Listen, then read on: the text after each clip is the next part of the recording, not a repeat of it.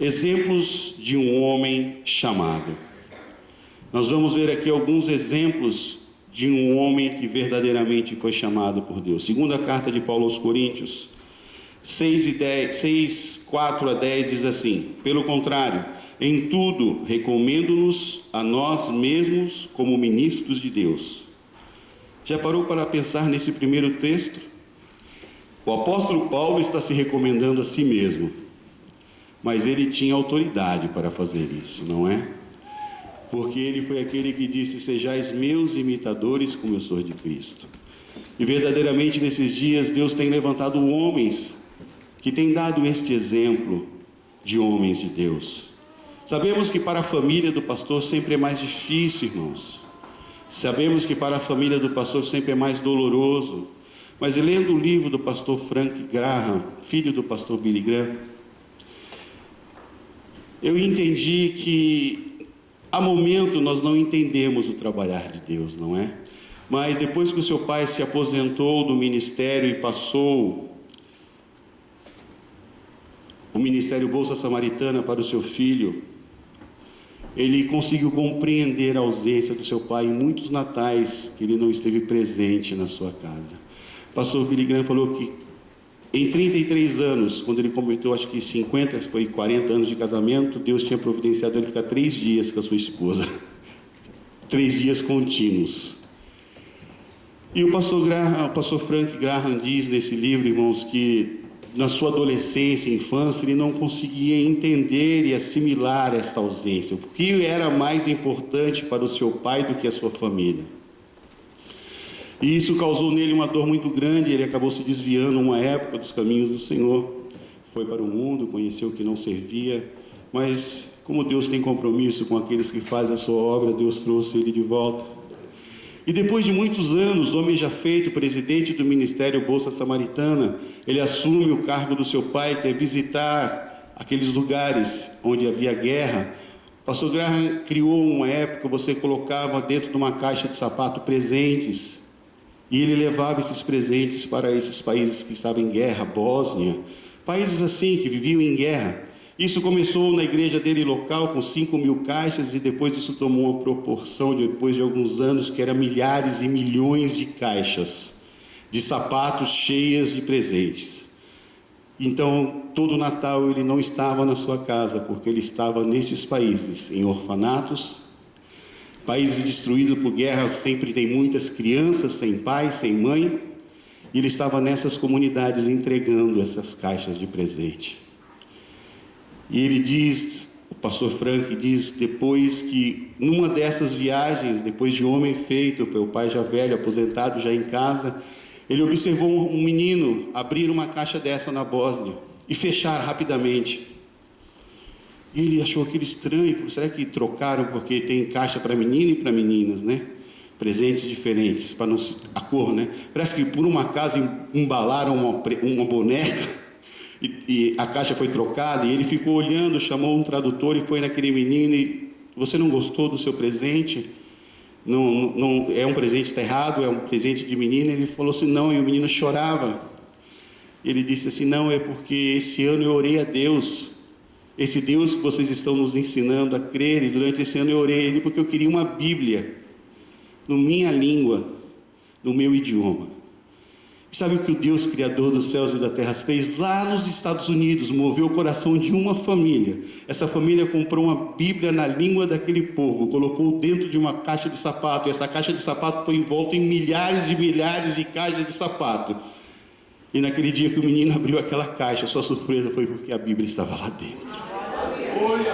E naquele momento diz que ele parou, olhou para aquela criança e entendeu a ausência do seu pai nos dias de Natal na sua casa, porque ele estava fazendo a felicidade de crianças que não tinham um pai para retornar para casa.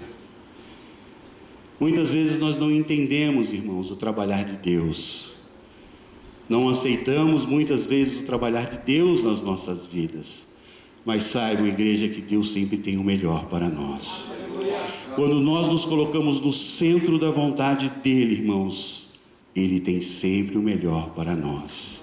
Muitas vezes não é aquilo melhor que queremos, mas é o melhor que Ele tem para nós. Por isso que eu tenho aprendido com a vida desses homens, dessas mulheres que Deus tem colocado aqui para nos pastorear, a orar, interceder e guardá-los em oração. Porque um dia, como foi dito ontem, pode ser eu, pode ser você. E eu já tive essa experiência, eu digo, Senhor, aparta de verdadeira de mim esse cálice. Só 6 meses já está bom como test drive. Eu não sirvo para esse negócio. Deixa lá o pastor Edevaldo, deixa os outros que têm chamado. Eu não tenho chamado para esse negócio de tal de apacentar. Mas Deus é que decide, irmãos. E se aprover a Ele um dia, quem sou eu para dizer não? Eu lembro que a única vez que eu disse não, eu disse, eu nunca vou congregar numa igreja Assembleia de Deus. Para minha mãe. Qual é a placa que está lá fora, irmãos? Coitado do homem que olha para o céu e fala assim, eu nunca. De forma nenhuma. Eu quero lhe lembrar que Ele é Deus, irmãos. Ele não vai te obrigar a nada, mas Ele vai criar situações na sua vida que vai lhe colocar no caminho a qual Ele determinou para você. Não há como escapar do chamado, irmãos. Por mais que você seja profeta das lágrimas como Jeremias, que profetize durante 40 anos numa cidade, não veja conversão de ninguém. Você faz ideia o que é isso? Você profetizar, pregar 40 anos, não ver ninguém se arrepender. Mas Ele constituiu uma geração boa. Daniel, Sadraque, Mesaque, Abidenego, Israel, né? Melhor chamar ele pelos nomes dele, né? Ezequiel, Isaías. Foram profetas que viveram na época de Jeremias, época do exílio. Então você vê que o trabalho dele não foi em vão, porque Israel estava desviada, mas quando chegou lá, Daniel e os seus 3 amigos, eles estavam firmados na palavra, eles não estavam desviados não, porque diz a palavra que Jeremias se colocava aqui é o pátio, aqui é o pátio onde estava o altar de holocausto, e ele se colocava na escada, de um lado e do outro. Ele falava tanto para o povo que estava lá fora desviado, como para aqueles que estavam desviados lá dentro. 40 anos, irmãos. E você vai ver lá no final Jeremias partindo para o Egito. E não se ouve mais falar de Jeremias. Ele cumpriu o seu chamado. Nós muitas vezes não vamos verdadeiramente compreender, irmãos, as coisas que Deus faz nas nossas vidas. Por isso que há muitos anos eu deixei de lutar contra a vontade de Deus. Eu preferi tirar a mão do freio, o pé e falar assim, conduz, Senhor. Faz conforme agrada a tua vontade, mesmo que não seja a minha. Porque esse homem, além de ser pastor, em primeiro lugar, ele é servo, irmãos. Ele se dispôs a servir o seu mestre.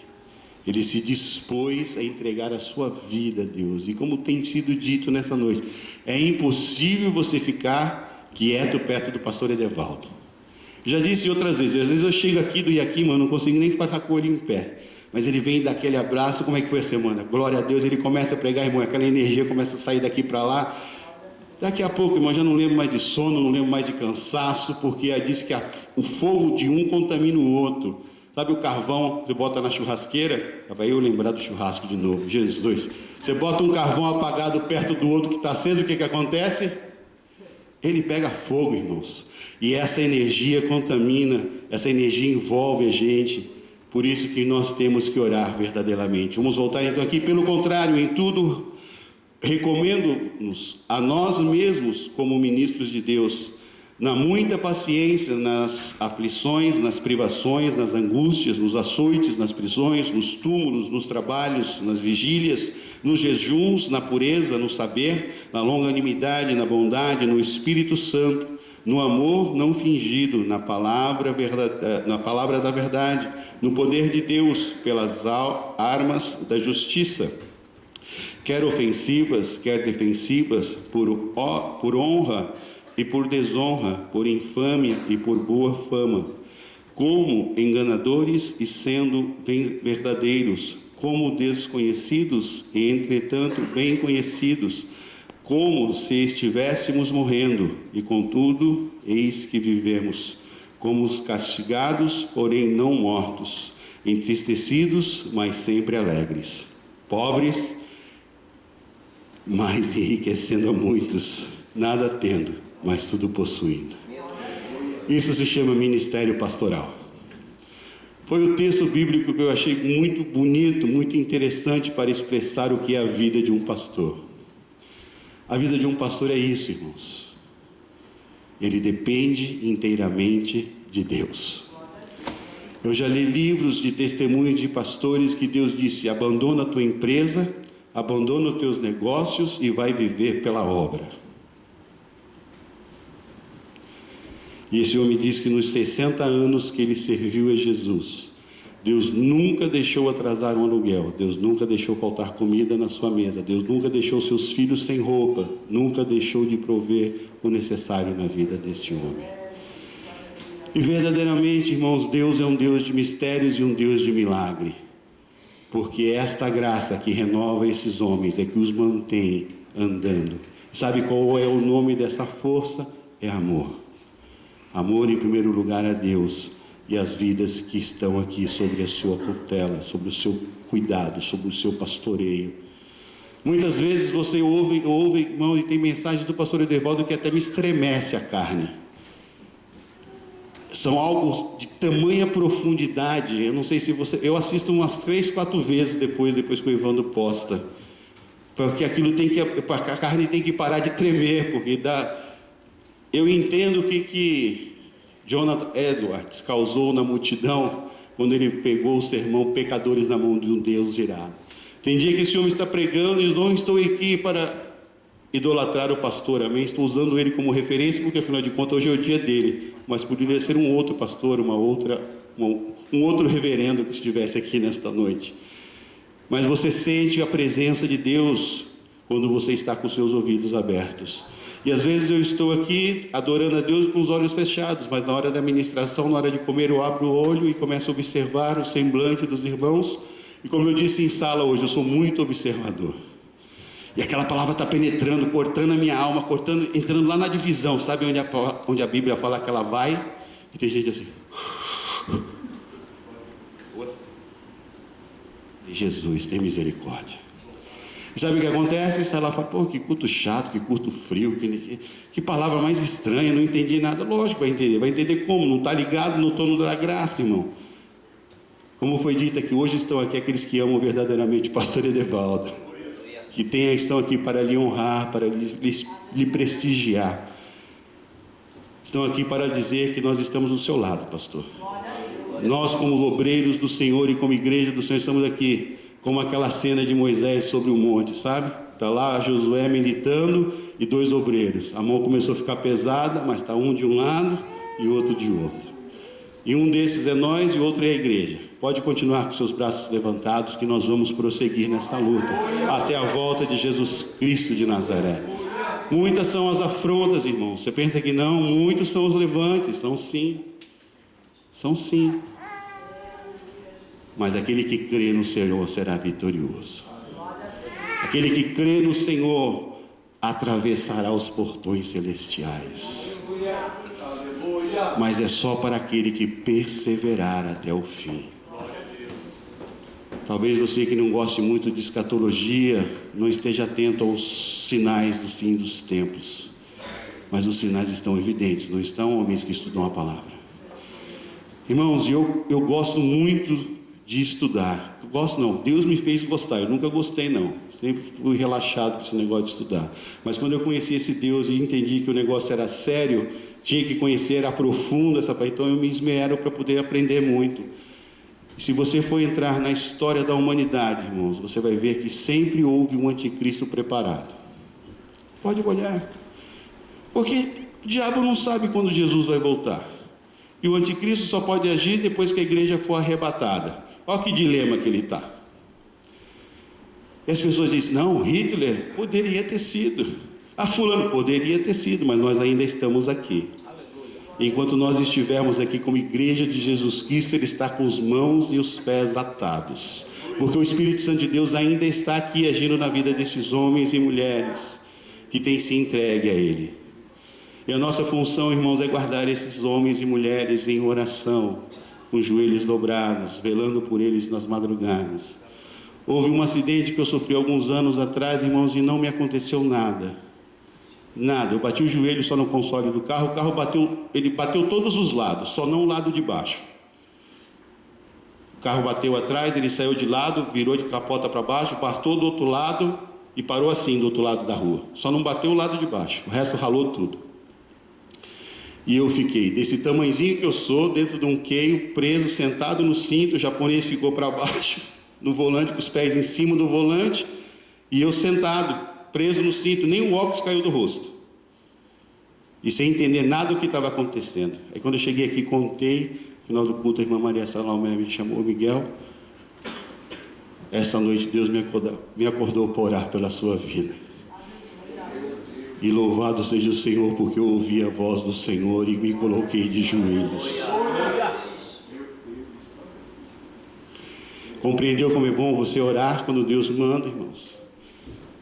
Você pode estar livrando estes homens e mulheres da morte. Guardemos, irmãos, guardemos aqueles que Deus tem colocado sobre nós. Porque a reciprocidade tem que ser mútua. Eles oram por nós e nós oramos por eles, amém?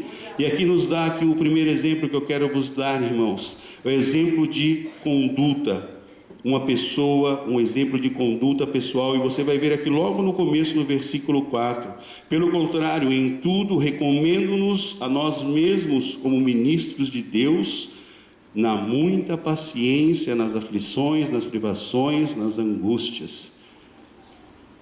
E ele podia ter sido refutado ou não, se ele não fosse tudo isso que ele diz. Poderia, não poderia? Ele estava enviando uma carta de exortação, a segunda carta à igreja de Coríntios. Uma igreja que passava por problemas, mas eu não encontrei na história ninguém refutando ou dizendo que ele não era realmente isso que ele dizia ser. Um homem de conduta exemplar. Conduta pessoal exemplar.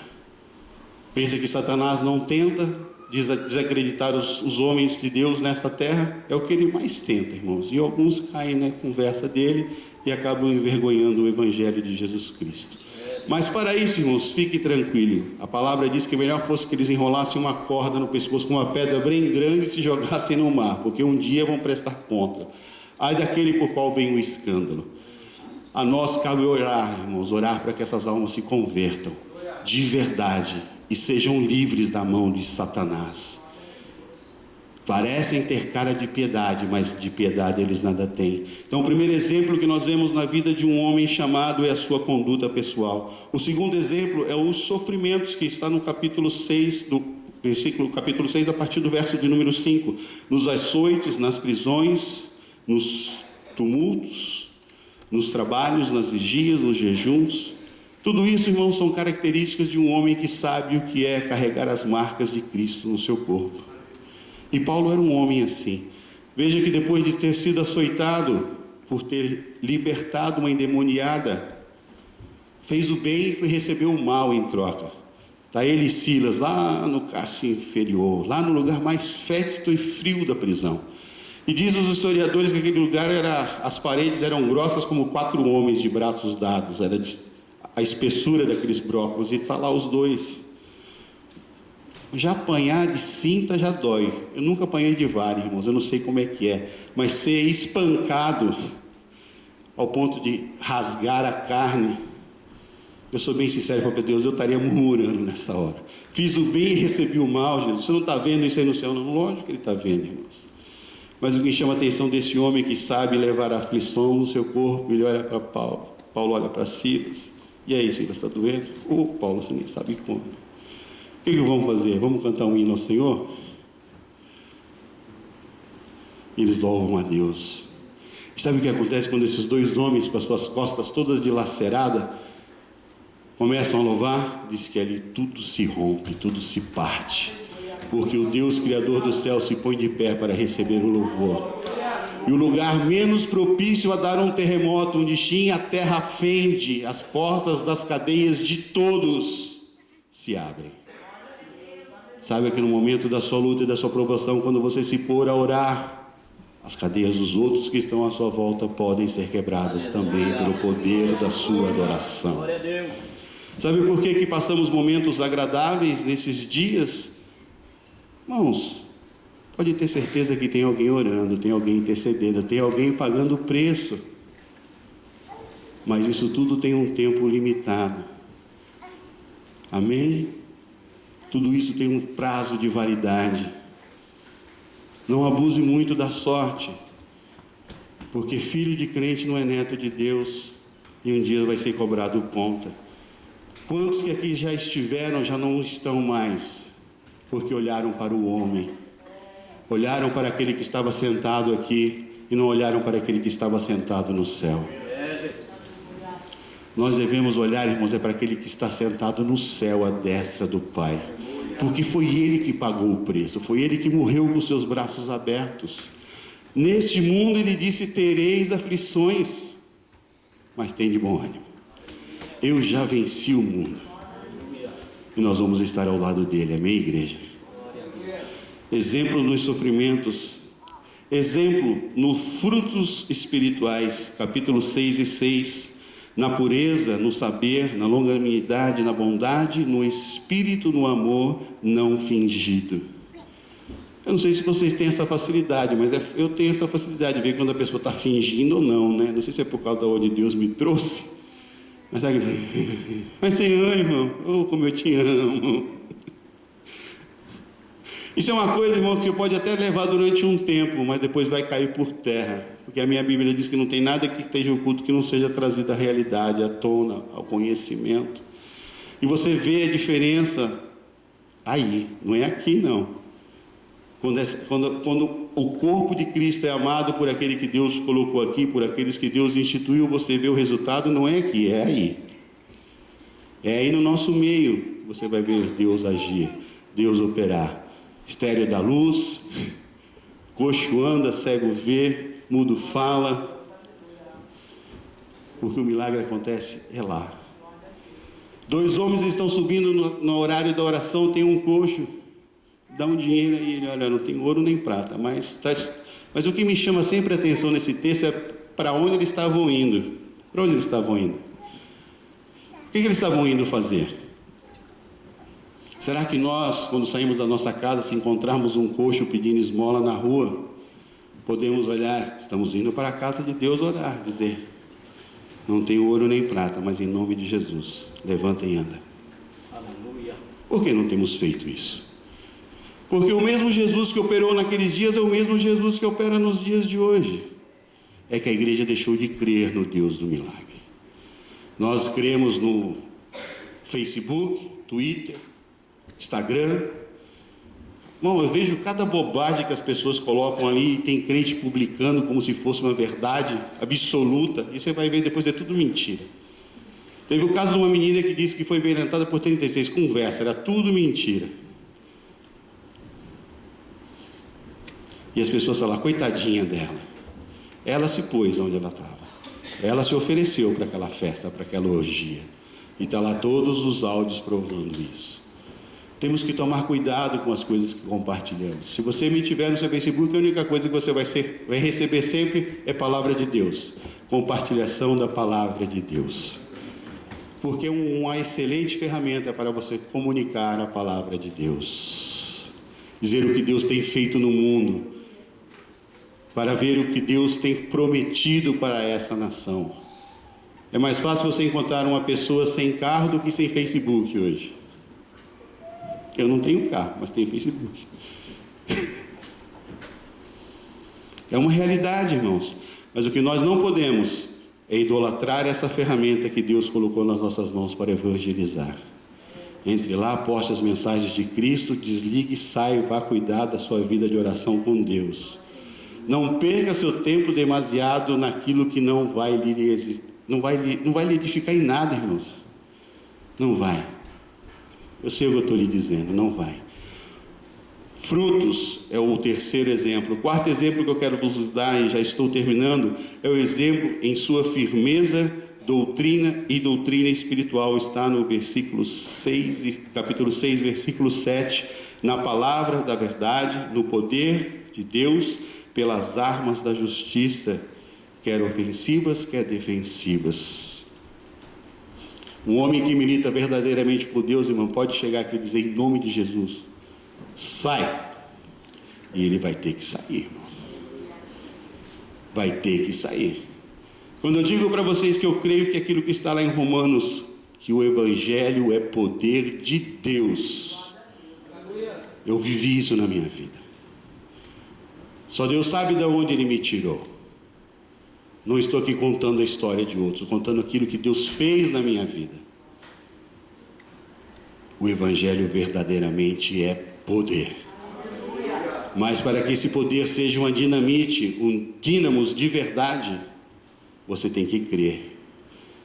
Não adianta você acender a dinamite não crendo que ela vai explodir, porque ela vai explodir.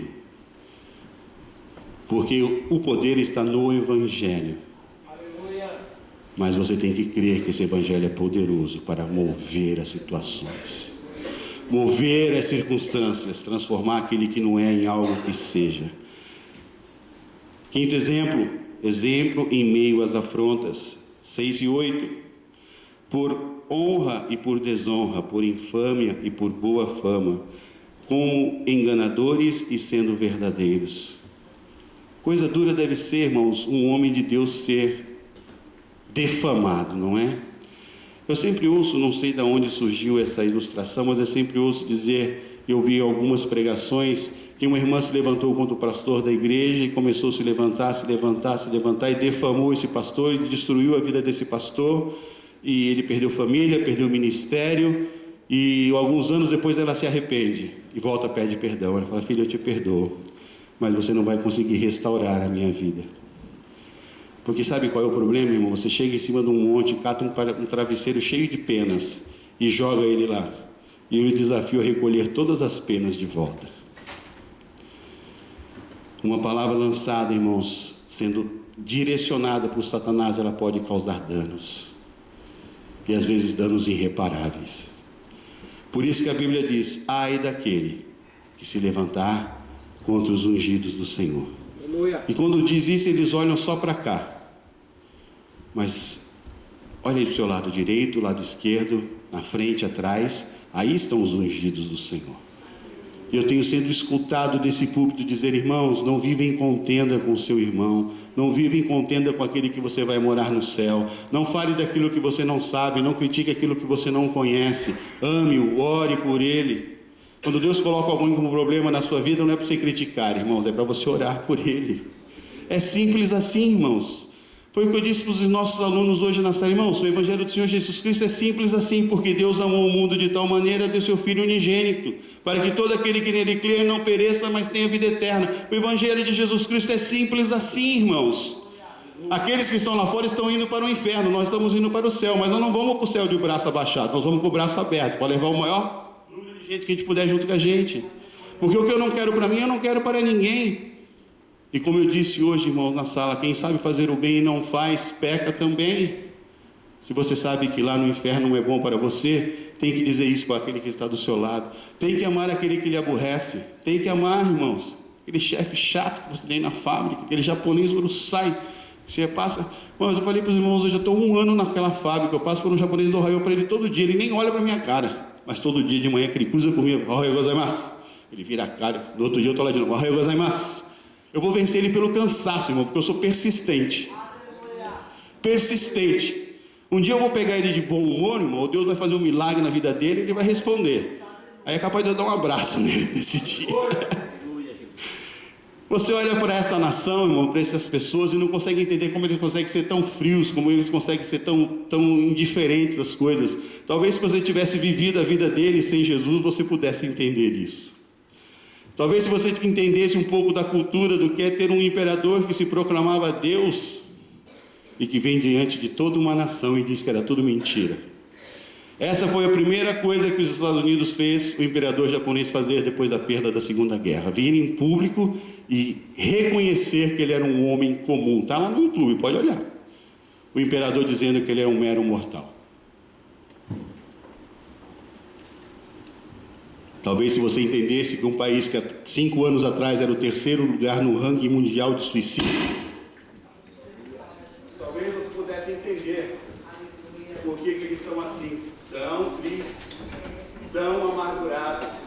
tão sem noção das coisas de Deus, sabe por quê? Porque nós, em vez de orarmos e gerarmos eles em nós, olhando, mas que japonês chato, que camarada uruçai, será que ele não entende que eu não tenho paciência todo dia?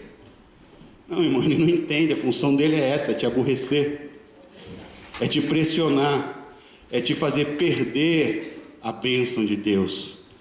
Porque o que Satanás quer é levar ele e você também, mas se você gerar ele dentro de você em oração. Paulo disse que ele sentia as dores de parto, ele gerava os convertidos, os novos convertidos dentro de si. Eu nunca vou saber o que é isso, irmão, só as irmãs podem dizer, mas eu acho que deve ser algo tremendo. Eu sei o que é gerar um novo convertido dentro, uma criança de verdade eu não sei, mas quando você gera essa pessoa, bom, você vence o diabo. Não é com chegar na orelha, tem que ir para a igreja, tem que ir para a igreja, tem que ir para a igreja, tem que ir para a igreja, tem que ir para a igreja. Ele vai olhar uma hora para você, eu vou fazer o que lá? Porque tem dia que tu chega aqui, rapaz, não aguento mais essa vida. Estou meio desacostumado, só trabalho nesse Japão, já estou aqui há 20 anos. Eu falei, então tá bom para ele, eu vou fazer o que lá? Como eu disse hoje na sala, irmãos, tem algumas pessoas que chegam para mim na fábrica, Miguel, vem cá, particular nós dois aqui. Sei que você vai na igreja, mas sua esposa está com câncer mesmo? Eu falei, tá, por quê? Porque não parece. Por quê? Porque eu não vejo você triste, cabeça baixa, chorando. Eu falei, mas por que eu deveria estar assim? Porque essa esposa está com câncer. Eu falei, qual o problema? Quantas milhões de pessoas têm câncer nesse Japão? Só aqui. Mas você é da igreja, você é de Jesus. Eu falei, qual o problema? E porque eu sou de Jesus, eu não posso ser... Minha esposa não pode ficar doente, então... Quer dizer que então que ninguém vai morrer. Crente não morre, né? Vive para sempre. Vai viver mesmo para sempre, mas é quando trocar o corpo. Esse corpo aqui vai morrer, vai ficar não, vai ser trocado. Mas o que você não consegue entender é que esse tipo de problema não me afeta. Por quê? Porque eu creio no Deus que deu a vida, no Deus que cura, no Deus que salva, no Deus que faz milagre. E eu digo outra coisa para você, curando ou não, Ele vai continuar sendo Deus na minha vida e acabou. É simples assim, irmãos. É simples assim. Só que o diabo se levanta, irmãos, e outro dia vem outro e pergunta outra bobagem para você.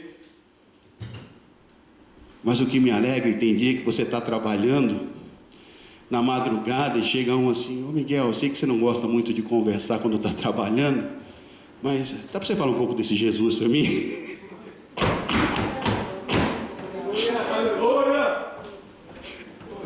Sabe por quê, irmão? Porque você está gerando dentro de si, e uma hora ele vai ter que nascer, irmão. Por mais que o tempo passe, se você gerar essa pessoa no joelho, na oração, na súplica. Eu lembro quando o Hermes trouxe o nome do nosso irmão Hermes Suzuki para nós orarmos. Eu lembro até hoje que nós oramos, ele estava desenganado, não é, Hermes? Estava na mesa, lá na UTI do hospital, sem chance de vida. Nós oramos, e nós oramos, e nós oramos. E hoje o irmão Hermes está aí, com saúde, fazendo obra de Deus, trabalhando. Daqui a pouco você vai lá, você vai ver ele servindo, correndo de um canto para o outro, irmãos. Sabe o que é isso? É gratidão, irmãos. Porque a Bíblia fala que aquele que muito foi perdoado, muito mais vai amar. E assim é comigo e com aqueles que vieram da onde eu vim. Quanto mais você amar, você foi ruim. Quanto mais Deus lhe amou, você vai amar. Pense nisso que ele disse hoje, irmãos. Tem outros, mas o tempo já não nos permite mais. Pense em tudo isso que ele disse hoje, antes de criticar, antes de falar. Eu sei o que eu estou dizendo, irmãos. Eu convivo com vocês. Eu vivo nesse lugar. Fazem 15 anos. O pastor não pode estar aqui todos os dias, não é? Mas nós estamos aqui todos os dias. E eu vos conheço, como conheço a minha esposa, conheço a minha filha. Estamos congregando junto há quantos anos, Clébson? 15. Eu sei se o Clébson está bem, se ele está com dor de cabeça, se ele está com dor de barriga, se ele está com sono. É simples assim, irmão. Você conhece, porque a convivência cria isso na gente. Eu sei se a pessoa está gostando da palavra que o senhor está pregando ou não, mas eu quero dizer para ele que não importa se você está gostando ou não, importa que ele está falando aquilo que Deus mandou e pronto, acabou. Simples assim. Está entendendo como as coisas de Deus é simples assim? Eu quero que você não esqueça esse simples assim, porque é simples assim, irmãos. Quando nós cooperamos, o trabalho cresce.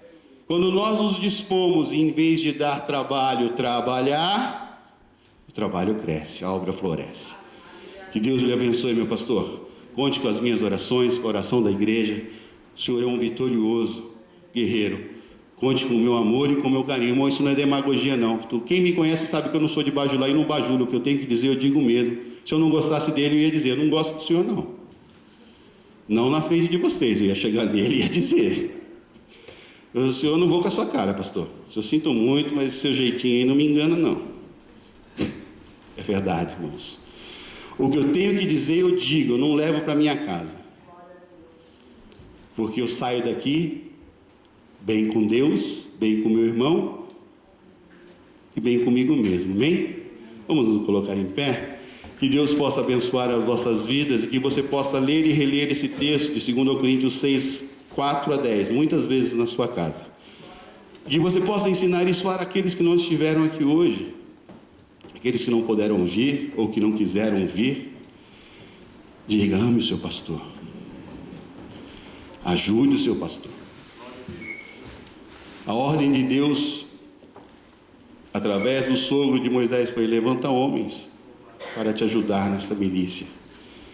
E essa é a nossa função, irmãos: ajudar os homens que Deus tem colocado neste lugar, guardando-os em oração, sustentando-os com as nossas mãos levantadas.